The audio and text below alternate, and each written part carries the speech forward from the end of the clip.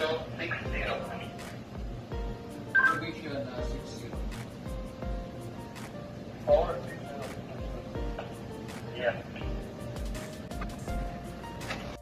Good morning guys, yan. Dito po kami ngayon sa Lisbon, Portugal.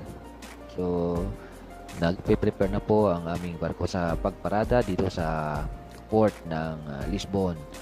Ayan. So, ngayon po ay positioning na po kami. Ayan. Kita na po namin yung pier at kami po ay didikit na dito sa pier. Provision 40. So, ngayon po ay alas 7 na ng umaga, pero dito sa Lisbon ng alas 7 ay medyo madilim-dilim pa. Yan.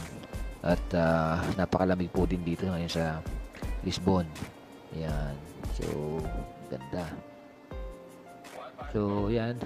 Pag-position ng barko, kailangan yung mga bollard ay hindi tatapat sa mga shell door o doon sa mga pintuan ng barko para sa paglalagay ng aming gangway ay clear, hindi sila nakaharang.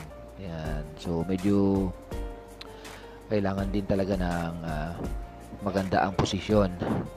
Ko-communicate sa bridge at kami po yung nagmo-monitor ng mga bollard. 20 meters, 20 meters.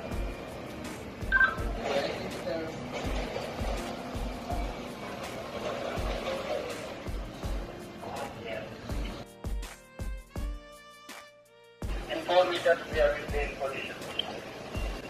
Yes, at number 2. You are good? Okay. Around 3 meters clearance. 2 meters, in 2 meters, yeah.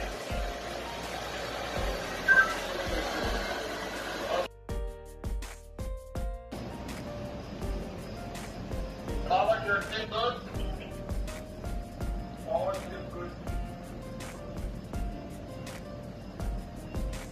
Provision still good.